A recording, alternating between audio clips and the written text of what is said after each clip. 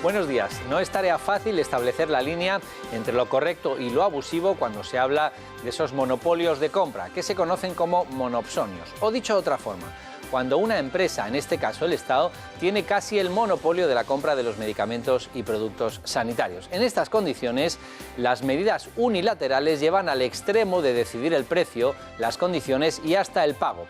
Y cuando no se paga, pues uno corre el peligro de que le borren de la lista de empresas a pagar. Algo así les pasa a los farmacéuticos de Valencia. Tanto han protestado porque no se les paga que el gobierno de la Comunidad Valenciana ha decidido fijar un estándar de tratamiento y hacer así que los médicos prescriban con menos variabilidad. Los pacientes no son todos iguales y es mejor, creo yo, dar un cierto margen al médico. Si la razón es ahorrar, todavía estoy menos de acuerdo. Los farmacéuticos valencianos están enfadados porque les deben 300 millones de euros, lo que significa que son ellos los que están financiando la sanidad de dicha comunidad autónoma. Y como parte del pago que no llega, ahora tienen más medidas para que la Consejería de Sanidad se ahorre el margen de las farmacias en algunos productos dietoterapéuticos, tiras reactivas de glucosa y absorbentes, entre otros. Con esto pretenden ahorrar alrededor de 50 millones de euros en la Consejería, a costa de seguir, eso sí, hundiendo en la ruina a las farmacias. De esto y de los tratamientos mensuales para la hipertensión al precio de un café le hablaremos en el programa de hoy. Como siempre, comenzamos con el repaso de la actualidad sanitaria con Lucía Barrera. Buenos días, Lucía. Buenos días, ya lo dicen los especialistas, los virus no entienden de autonomías ni de fronteras. Mucho tiempo se lleva pidiendo un calendario vacunal único común para todas las comunidades y parece que será la semana que viene, por fin, en el Consejo Interterritorial, cuando el Ministerio de Sanidad establezca una guía conjunta.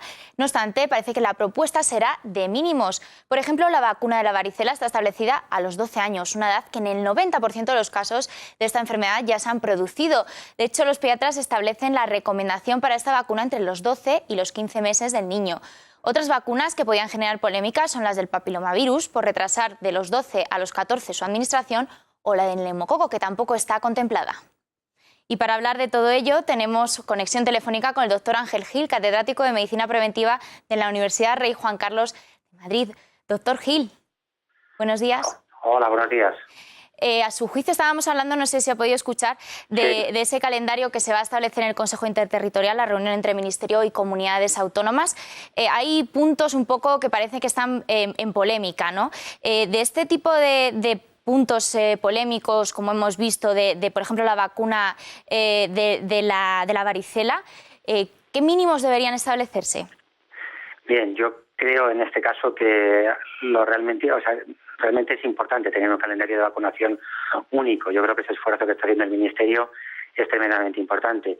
Ahora bien, yo creo que no podemos echar por tierra la experiencia de aquellos que están día a día vacunando a los niños, que son los pediatras, ¿no? Y yo creo que si construimos un calendario de vacunación único, debería ser un calendario que se acerque más a la recomendación que hace la Asociación Española de Pediatría.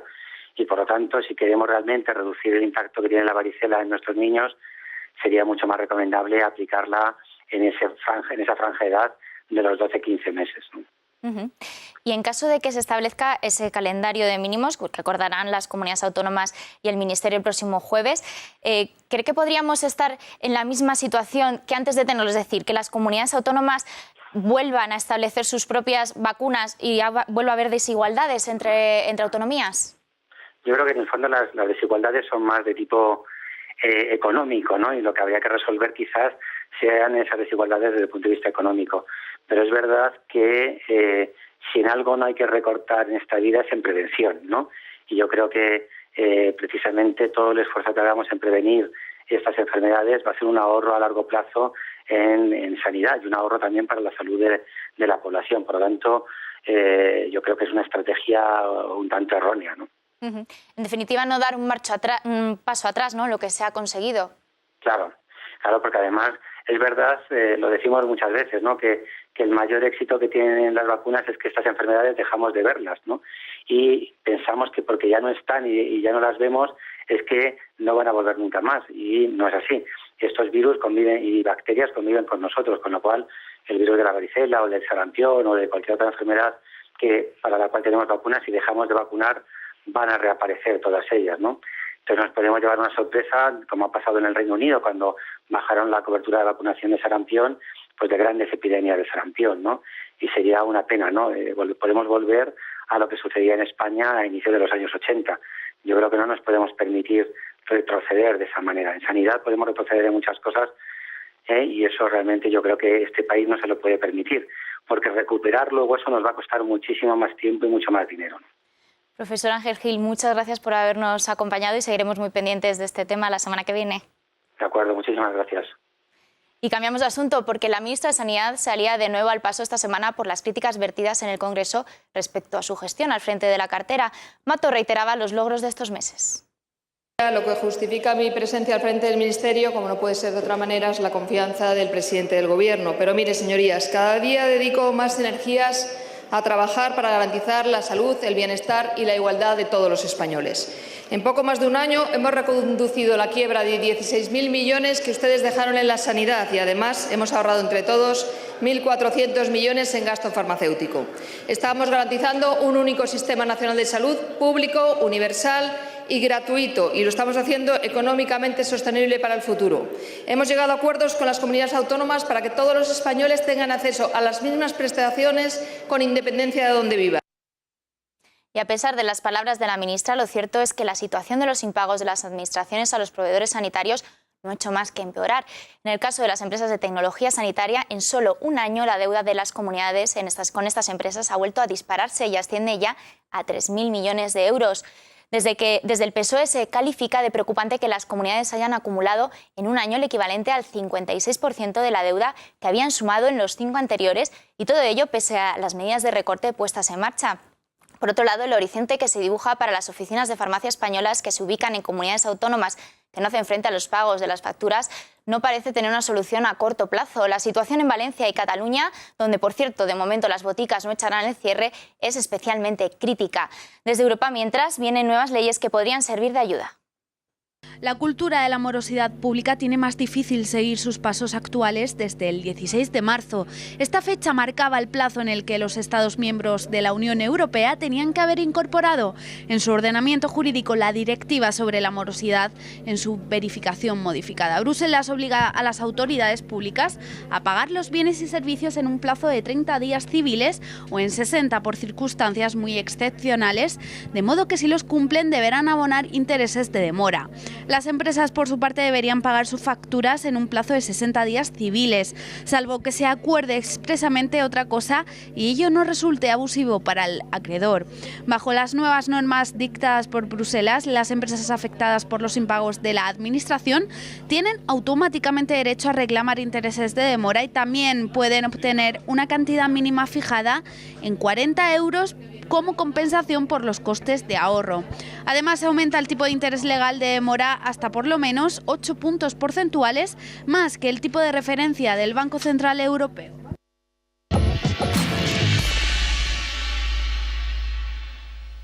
Hacer más con menos. Es una frase que se oye con frecuencia en los tiempos que corren. Pues bien, en materia sanitaria la fórmula se transforma. Con menos es necesario hacer las cosas mejor.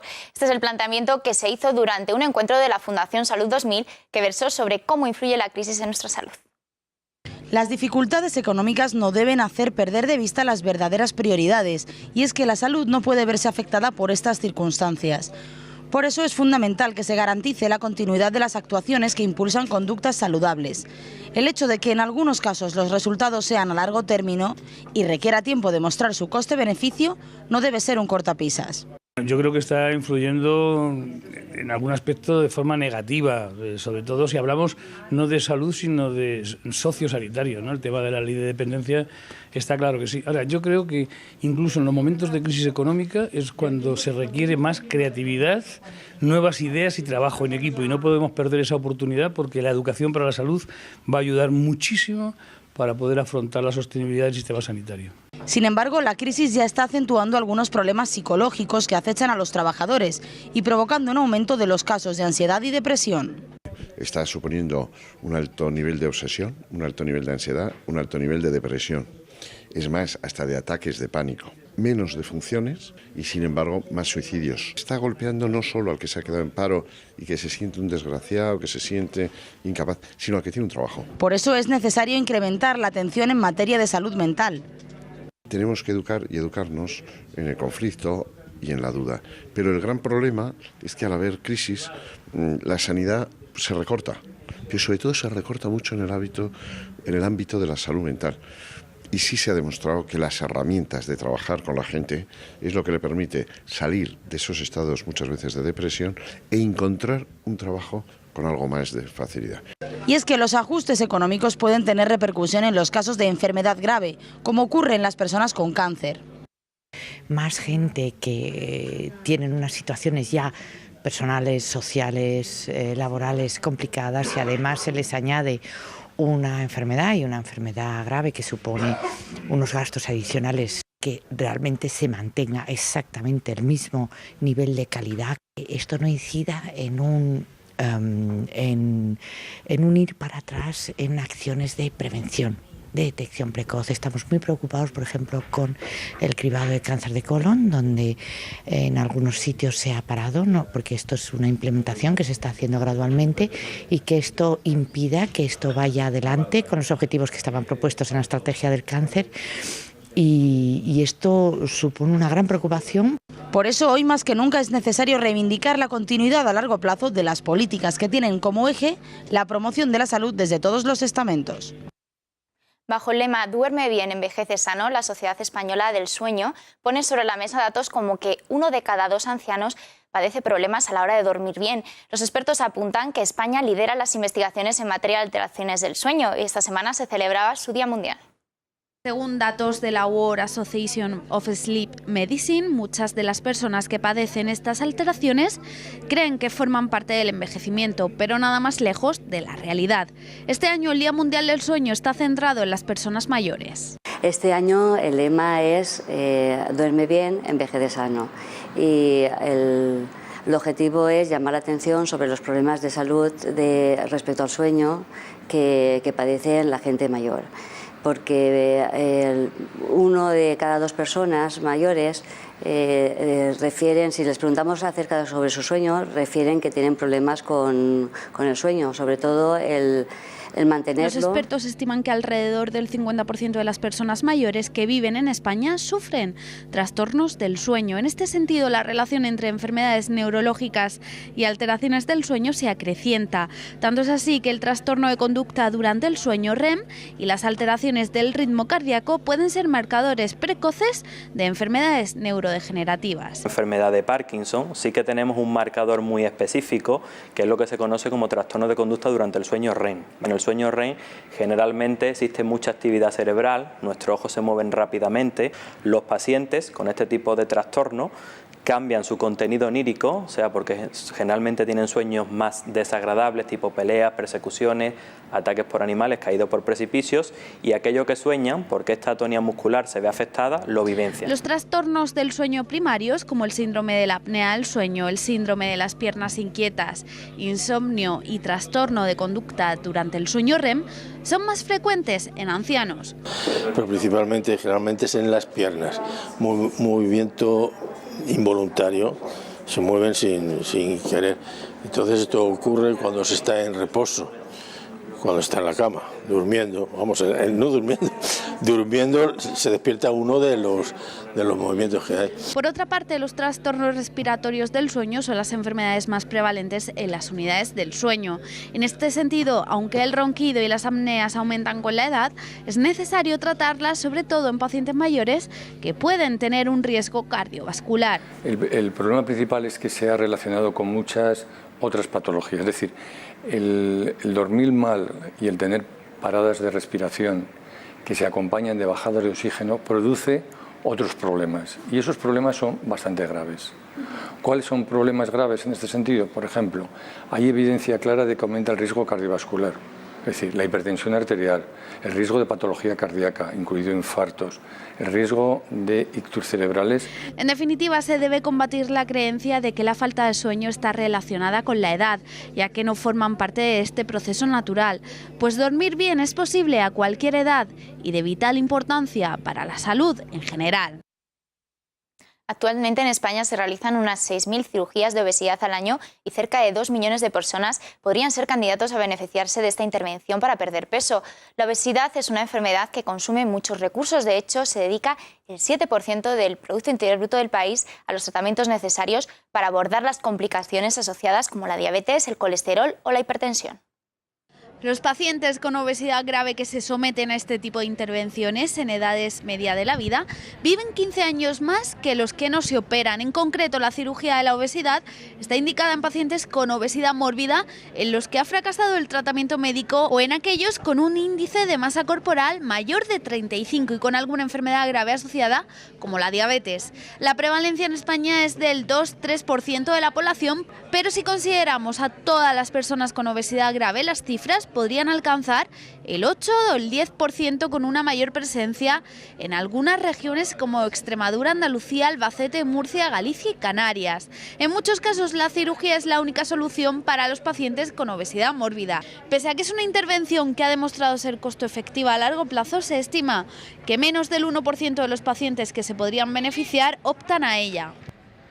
Más cosas, las enfermedades reumáticas engloban más de 100 trastornos. A pesar de ser muy numerosas, es frecuente que se relacionen con la vejez y que no se acuda a la consulta hasta que la patología está más avanzada. Los reumatólogos advierten de la importancia de poner tratamiento para evitar el deterioro. Las enfermedades reumáticas son un conjunto de patologías muy diversas y complejas de origen no traumático que afectan principalmente al aparato locomotor, pero que también pueden afectar a otros sistemas u órganos como el corazón, los pulmones, los ojos o la piel. De ahí su diversidad y complejidad. Saber en qué momento hay que acudir al especialista es prioritario. Muchas enfermedades reumáticas tardan bastante tiempo en desarrollarse completamente. De hecho, hay algunas que tardan años en poderse desarrollar por completo para poder hacer un diagnóstico exacto. Entonces la incertidumbre es una importante variable. Y la otra, el poder operar mucho más precozmente, valga la redundancia, en el tratamiento. Hay algunas enfermedades que depende de eso el hecho de que no vaya a haber secuelas. Entonces, la intervención terapéutica temprana es muy importante en muchas enfermedades. De ahí la importancia en su detección temprana. El síntoma que siempre ocurre es el dolor. Lo que pasa es que el dolor es una experiencia y el dolor obedece a cualquier tipo de alarma de fallo, ¿no?, en el funcionamiento del ser humano. Entonces, no siempre el dolor es algo está motivado por una patología importante. Entonces, dolores articulares, sobre todo si se acompañan de datos en otros órganos, son un motivo importante para consultar. Sin embargo, a veces no todos los síntomas son visibles y es difícil dar con estas enfermedades. También lo que es desconocido y quiero hacer hincapié es en que las enfermedades reumáticas se manifiestan muchas veces, y sobre todo las más importantes, por manifestaciones generales, pues en la piel, en los ojos, en el riñón, en muchos órganos que aparentemente no están relacionados con el aparato locomotor, y sobre esto quiero llamar la atención, que hay muchos síntomas aparentemente no relacionados, pues en la piel, como digo, en el tubo digestivo, por ejemplo, en muchos órganos que podrían estar relacionados con enfermedades reumáticas. En total, se calcula que las enfermedades del aparato locomotor afectan al 20% de la población, es decir, 1 de cada 5 personas tienen alguna enfermedad reumática. Los trasplantes y las donaciones son las mayores alegrías del sistema sanitario español. La lista de espera se sitúa en torno a los 5.500 pacientes y permanece estable frente a la creciente demanda. Nos hemos acercado hasta la Fundación Josep Carreras, que celebra su cuarto de siglo, para hablar de la importancia de la donación en una enfermedad como la leucemia. Cada vez existe en la sociedad una mayor concienciación de la necesidad de donar médula ósea, y en 2012 más de 400 españoles se sometieron a un trasplante de progenitores hematopoyéticos, médula ósea, sangre periférica o sangre de cordón umbilical. Uno de ellos es Fernando, de 1 añito, cuyos padres recuerdan el momento del diagnóstico como uno de los peores de la enfermedad. Con todas las letras y no sabíamos ni lo que estábamos escuchando y fue demoledor, horrible. No sabíamos ni qué era ser donante de médula. Fernando se sometió el año pasado a un trasplante de médula ósea de donante no emparentado para superar su leucemia. Estaba yo en casa y nos llamaron del hospital de Bilbao y empecé a dar botes, saltos, no me lo podía creer, además en el plazo que nos habían comentado que salía el tema del donante. El tratamiento es largo y duro a pesar de las altas probabilidades de éxito. Solamente le daban mercaptopurina, una quimio oral en casa para ralentizar los síntomas de la enfermedad. Y cuando vinimos ya a Barcelona fue directamente para ingresar en cámara para recibir el trasplante, el bajón. el bajón de verlos así. Cuesta mucho, pero bueno, hay también muy buen equipo de médicos y nos han tratado estupendamente bien. Ahora Fernando se encuentra muy recuperado y, como cualquier niño de su edad, no para quieto.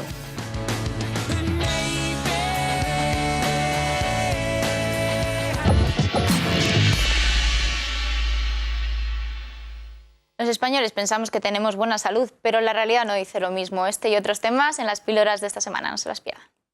Coincidiendo con la Semana Mundial del Glaucoma, la Fundación del Instituto de Microcirugía Ocular ha lanzado una campaña de divulgación y prevención de la enfermedad.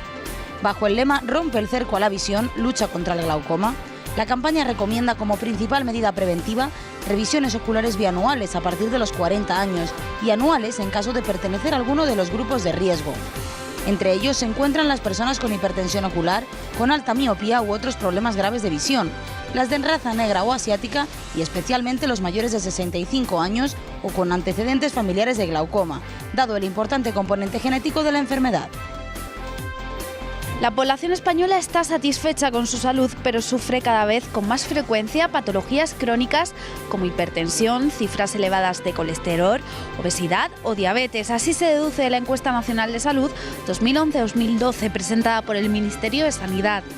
Los datos indican que el 75% de los españoles valora su estado de salud como bueno o muy bueno, aunque muchos de los porcentajes que la encuesta va desgranando a continuación indican lo contrario. Un 37% de los españoles padece sobrepeso, 1 de cada 4 es fumador, un 41% es sedentario y un 38% consume habitualmente bebidas alcohólicas. Esta percepción de la salud disminuye a medida que la población envejece y en las clases sociales más bajas. Los beneficios de dejar de fumar superan con creces cualquier riesgo de aumento de peso asociado, ya que reducen la mitad las posibilidades de sufrir eventos cardiovasculares, según los resultados de un estudio a largo plazo liderado por el Hospital General de Massachusetts. Entre las personas sin diabetes, los que dejaron de fumar tuvieron una reducción del 50% en el riesgo de ataque cardíaco, accidente cerebrovascular o muerte cardiovascular. Y la contabilidad de cualquier aumento de peso no cambió la reducción del riesgo.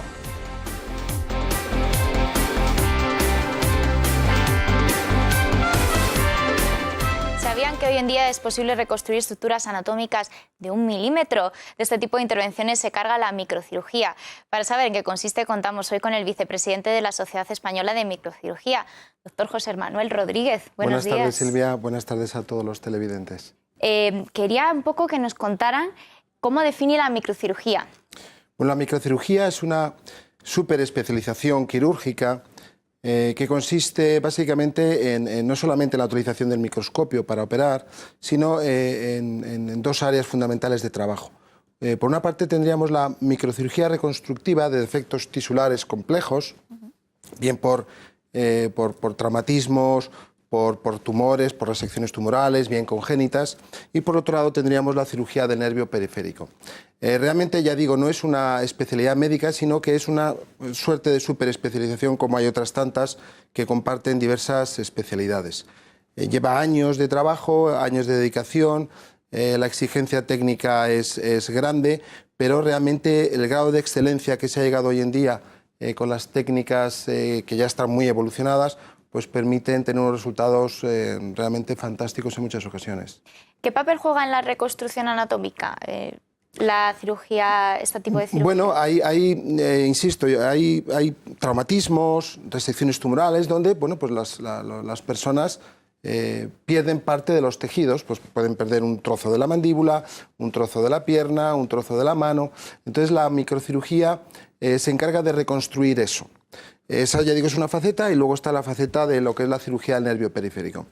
La población asociará rápidamente microcirugía si hablamos de reimplantes. Los reimplantes bueno, pues forman una parte importante de lo que es la microcirugía.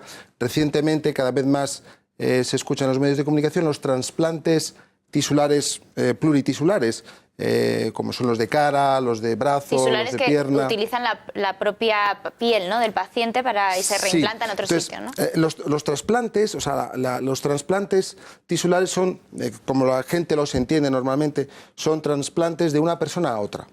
Pero hay una parte de la microcirugía, que es la que se realiza con más asiduidad, que es el autotransplante. Nosotros cogemos partes del organismo que funcionalmente no son necesarias y que desde el punto de vista de secuelas son prácticamente inexistentes, y la utilizamos para reconstruir estos defectos que por algún traumatismo, por un tumor o por una deformidad congénita pues tienen las personas. Estamos hablando de cosas que parecen increíbles, ¿no? 1 milímetro. Pero no solo las técnicas que utilizan es microscopio. Vamos a ver. Claro, vamos a ver. Nosotros lo que hacemos es transferir tejidos, cuando hablamos de esto, de una localización a otra. Entonces, para que esos tejidos sobrevivan, tiene que tener su irrigación, tiene que tener su sangre que entra y su sangre que sale, ¿no? Entonces, ese trasplante de tejidos que realizamos necesita una conexión vascular, una sutura vascular. Entonces, ese es el punto, digamos, crítico para el éxito de la cirugía, pero es uno más y probablemente llegado el momento es el que menos importancia le damos porque ya estás muy habituado a ello. Entonces, lo que realmente es la parte de microcirugía, solo una pequeña parte, pero sin esa pequeña parte no sería nada posible, con lo que realmente de alguna manera pues define un poco el área de trabajo. Doctor, estas reconstrucciones ya no solo a nivel funcional, también a nivel emocional puede tener mucha importancia para los pacientes. Claro. Cada vez más las personas, como es lógico y normal, nos resistimos menos a tener deformidades o digamos, a no tener toda la función que podríamos tener. Entonces, la microcirugía ayuda mucho en ese sentido. Ayuda mucho en las secuelas de traumatismos, ayuda mucho en la preservación de miembro con las cirugías tumorales. En fin, el área de trabajo es cada vez mayor y la microcirugía, al igual que otras áreas de la medicina, está muy relacionado con el nivel de progreso de la sociedad. En aquellas sociedades donde hay más progreso social y médico y científico, la microcirugía normalmente tiene una mayor presencia. Es decir, es aportar calidad a la práctica médica en este área de trabajo que parece que no, pero que es importante el número de pacientes que se beneficia de él. Y en este caso, por ejemplo, hablando de cáncer de mama, ya sabemos lo traumático que puede ser la extirpación, ¿no?, de una mama para una mujer. ¿Qué papel puede jugar la microcirugía? Sí, vamos a ver, lo primero que habría que decir es que hoy en día se acepta que prácticamente todas las mujeres que reciben una mastectomía se benefician de su reconstrucción inmediata. Es decir, no hay que esperar. Eso es un hecho que, de manera global, salvo algún caso puntual donde puedas no ser Cuando así, decimos inmediata es en el propio mismo quirófano. momento se hace la mastectomía y se hace la reconstrucción. Una buena parte de pacientes se reconstruye con prótesis y en nuestro país la inmensa mayoría de pacientes se reconstruyen con prótesis. Pero hay una alternativa que es una alternativa que está muy implantada en países que admiramos, pues Estados Unidos, Holanda, Alemania, y que en España todavía no acaba de introducir, que es la reconstrucción con tejidos propios. Con eso se permite, indudablemente son reconstrucciones más exigentes, más laboriosas desde el punto de vista técnico, pero cuando se seleccionan de una manera adecuada, los resultados que pueden dar en muchas pacientes, no digo que haya que cambiar un tipo de reconstrucción por otra, pero cuando se selecciona bien la técnica, da unos resultados imbatibles. Ese es mi adjetivo para este tipo de reconstrucciones. Y un poco hablando de cara al futuro, porque esto ha evolucionado mucho en los últimos años. ¿Qué se espera de cara al futuro? Bueno, todas las áreas de la medicina van cambiando y en concreto en la microcirugía pues hay muchas cosas que cambian, técnicas nuevas que salen, todo digamos, el apartado de los trasplantes entre personas, yo creo que eso abre una vía de trabajo potencialmente tremenda. El desarrollo de nueva tecnología que nos permite hacer las suturas mecánicas, incluso hoy en día está bastante instaurado, pero seguro que en el futuro lo será aún más. Es decir, como toda la medicina, todas las especialidades cambian y la microcirugía en concreto pues tendrá muchos cambios. Fundamentalmente, insisto, yo creo que el día que se solucione el problema de la inmunosupresión, que es el gran problema de los trasplantes, el día que podemos solucionar eso y quizás sea pronto y lo veamos o quizá no, pues aquel día el trasplante entre personas será pues bastante cotidiano. Doctor Rodríguez, pues muchas gracias por habernos acompañado. Muchísimas gracias, Silvia. Nos vamos a publicidad y en un momentito empezamos con el debate del Top Medicina.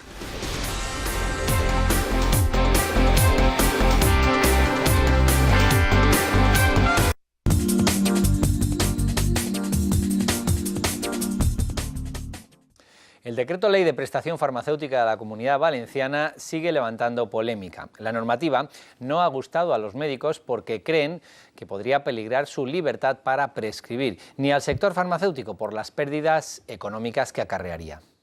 Esta medida establece unos algoritmos que determinan qué fármaco es el más coste efectivo para que el médico lo prescriba. Esto podría generar cambios periódicos de los medicamentos que se dispensen a los pacientes, en función de si varían los criterios de selección. La Consejería pretende ahorrar con ello 200 millones en 12 meses. La otra medida controvertida es la dispensación de los fármacos a pacientes crónicos en los centros de salud o bien por envío domiciliario, evitando así que haya que ir a la oficina de farmacia. Y para hablar de este y otros temas tenemos hoy a nuestros invitados, algunos que ya son habituales del programa. Rafael García Gutiérrez, presidente de la Fundación para el Bienestar, para la promoción del bienestar y la salud. Bienvenido, Rafa. Muchas gracias, bienvenido. Tenemos a Fernando Redondo, que es presidente de la Patronal Farmacéutica Española, de Farmacéuticos Españoles. Bienvenido de nuevo, Fernando. Buenos días. Y Mariano Avilés, que es presidente de la Asociación Española de Derecho Farmacéutico. Los tres ya sois veteranos. Bienvenido de nuevo. Un placer. Y además, como vamos a hablar de temas muy delicados, estoy seguro que vais a hacer un esfuerzo de síntesis para trasladar a nuestra audiencia la complejidad de algunos temas y cuál es su abordaje. Entre otras cosas, estas medidas de la Comunidad Valenciana encaminadas a ahorrar. Y otra vez tienen en los farmacéuticos, representados hoy por Fernando, el punto de apoyo. Es decir, uno intenta reflotar apoyándose con su pie en la cabeza, en este caso, de los farmacéuticos, de las farmacias valencianas. Rafa. Bueno, respecto a lo del algoritmo para decir qué medicamento, a mí me parece un acto de cinismo, porque esta tengo que decir, oye, yo te respeto tu libertad de prescripción. Ahora, si no prescribes lo que te digo, tendrás que rellenarme 20 papeles, te juegas la productividad, etcétera, etcétera. Eso no es honesto.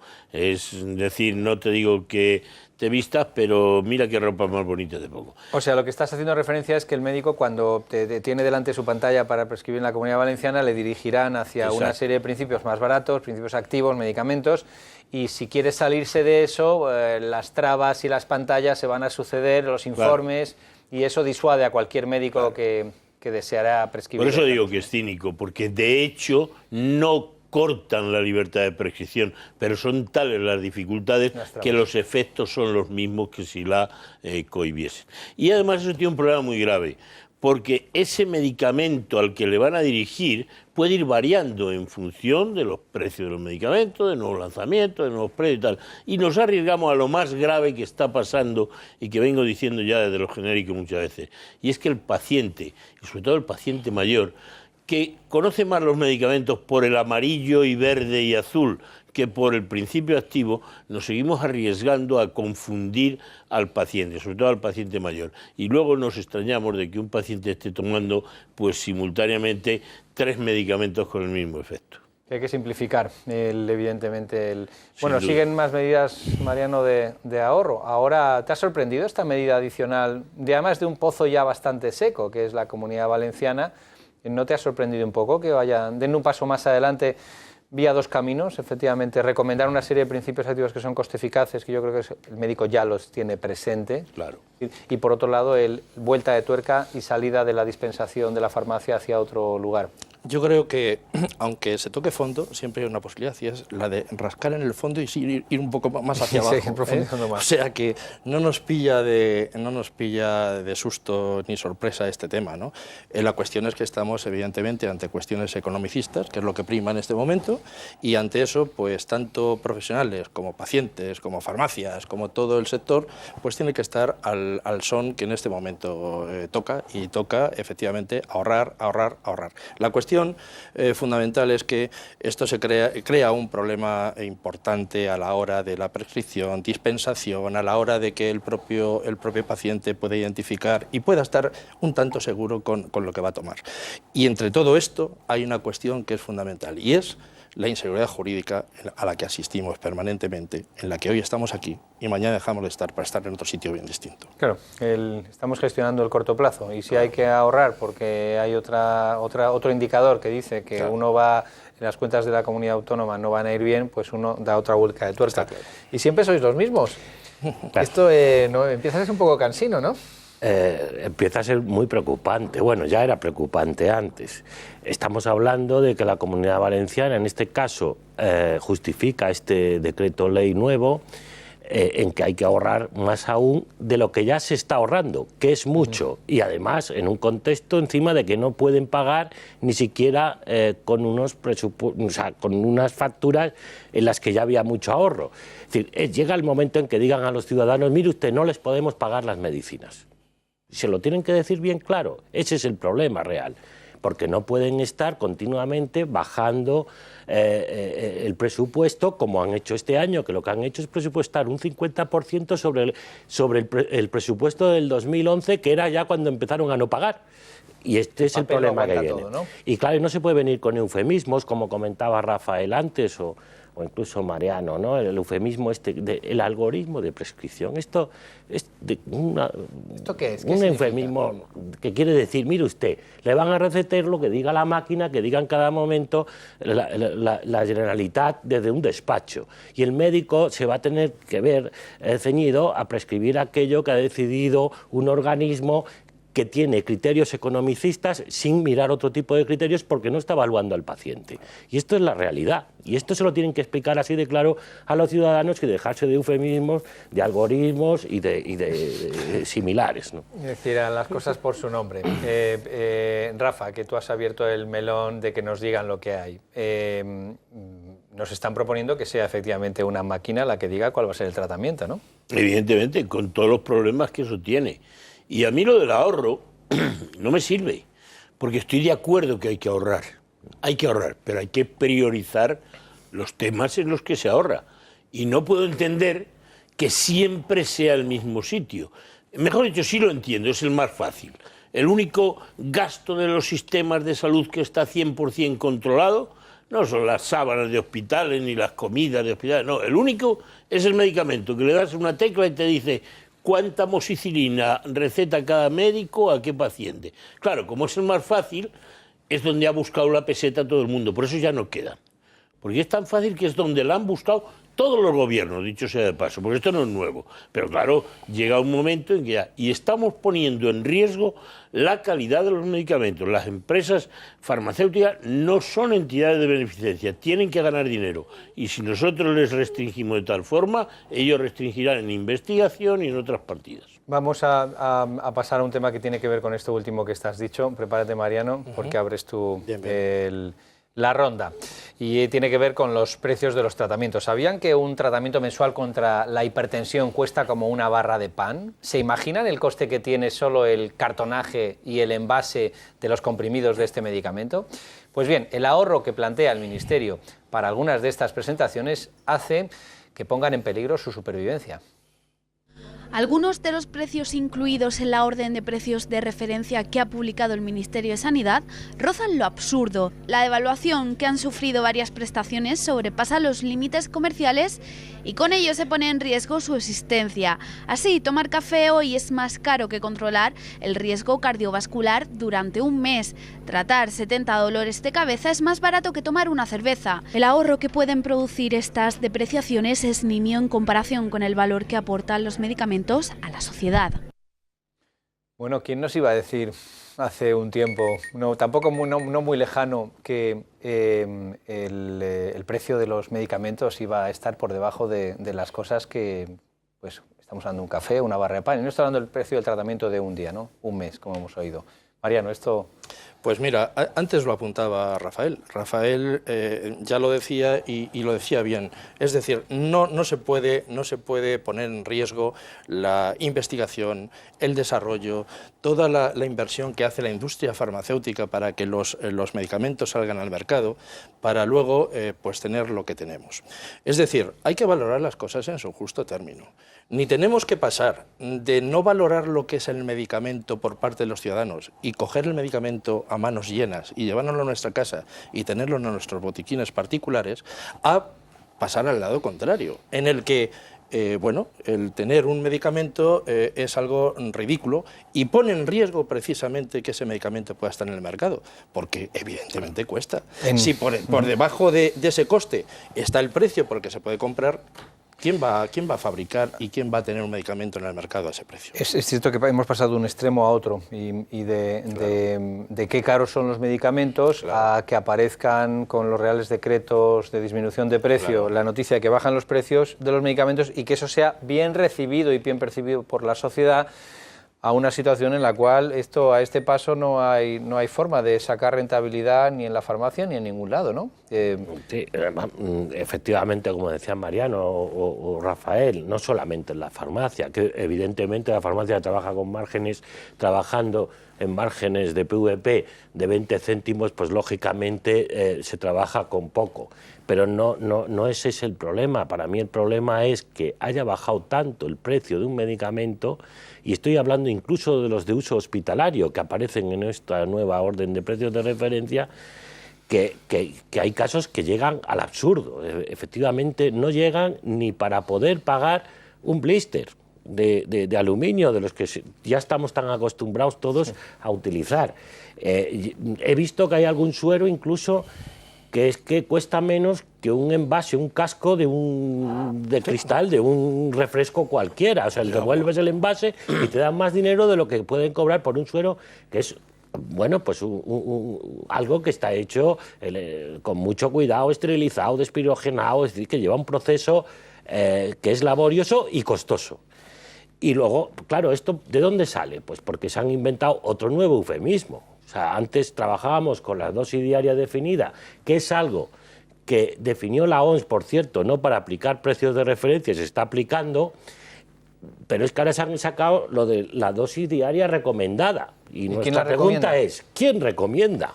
Porque parece que los médicos no, las sociedades científicas tampoco, los farmacéuticos tampoco, los técnicos del ministerio dicen que tampoco, pues no sabemos quién recomienda esa dosis. Pues yo creo que nadie sabe. Me vas a decir que diga una cosa que no me aguanto, y es que vamos a jugar a criterios económicos.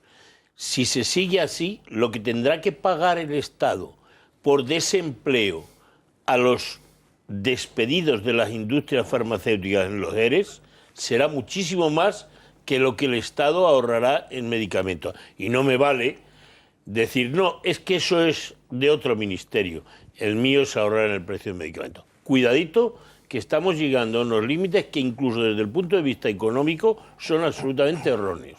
Mariano, en párrafo corto. Sí, de todas formas, yo creo que no hay que alarmar a la población. Tenemos una audiencia no profesional y hay que tranquilizarla. Y hay que decirle que siempre el consejo del profesional siempre hay que seguirlo al máximo y desde luego no va a desconcertar en absoluto cualquier recomendación que el farmacéutico o el médico pueda darle a ese paciente. Efectivamente, por lo tanto, además, hay que seguirlo. Bien dicho, Mariano. Además, les decimos a ustedes que siempre van a tener un médico a su lado y un farmacéutico, una farmacéutica que se preocupe por usted, así que no se preocupen. Y ante las dudas, pues que pregunten, ¿no?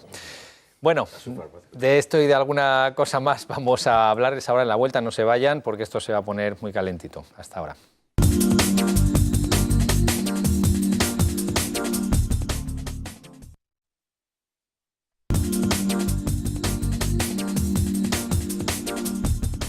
Nos quedan dos temas de los que vamos a hablar en breve. Uno son medicamentos falsos, que les recomiendo que atiendan porque es un tema muy interesante y además digamos de actualidad, de una actualidad real. Vecino del Quinto, su farmacia abajo, todo el mundo está implicado.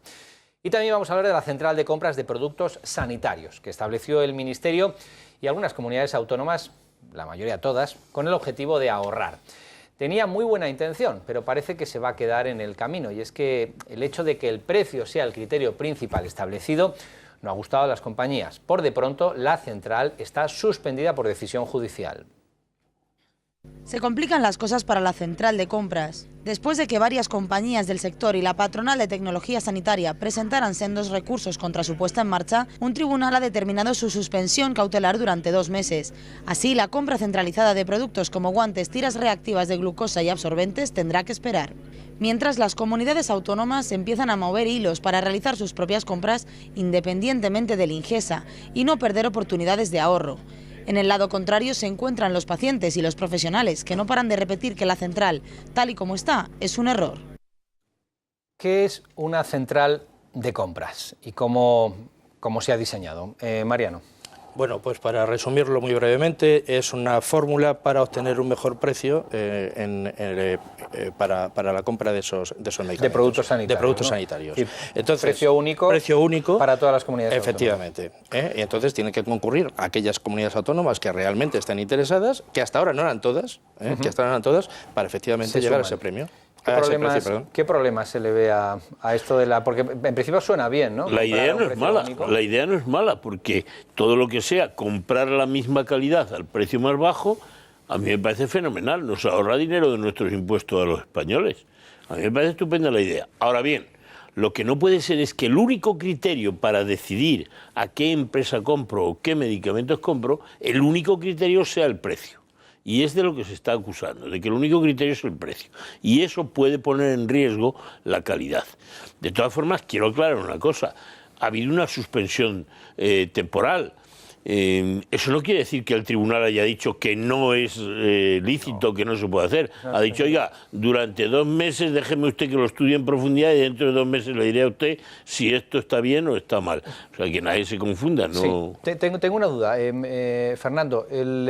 Unas tiras, por ejemplo, de glucosa, ¿las más baratas son las mejores o son las más coste efectivas? ¿O uno puede fabricar más barato o no tener las prestaciones? Estoy hablando de un material que es bastante sencillo, ¿no? Bueno, yo no dispongo de método para determinar qué tira reactiva es la mejor o no. Lo que sí es verdad es que si el criterio es solamente el económico, podemos llegar al absurdo de que la Administración facilite unas tiras reactivas que no miden bien la glucosa, pero son muy baratas. Claro. Y además el problema, que esto los pacientes de diabetes lo han demandado públicamente, ¿no?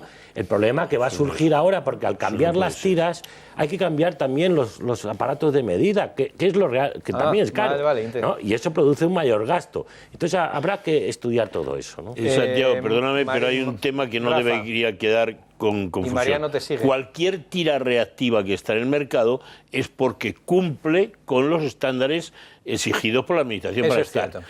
Otra cosa es, que es lo que yo siempre defiendo, es que no hay enfermedades, hay enfermos. Y entonces no tienen por qué todos los pacientes necesitar el mismo medicamento, la misma tira reactiva. Entonces eso es lo malo para mí, que se condena a que todos los pacientes tienen que tener el mismo medicamento. Está claro, Mariano. Pueden ver nuestros seguidores de los programas que cada día hablamos con más frecuencia de tribunales. Todo, absolutamente todo a la sanidad está pasando por los tribunales. Con lo cual se está judicializando el tema de tal manera que, bueno, yo te recomiendo, Santiago, aquí habrá que tener una sección permanente de juicios y tribunales para poder interpretar qué es lo que está pasando, el juicio de la semana.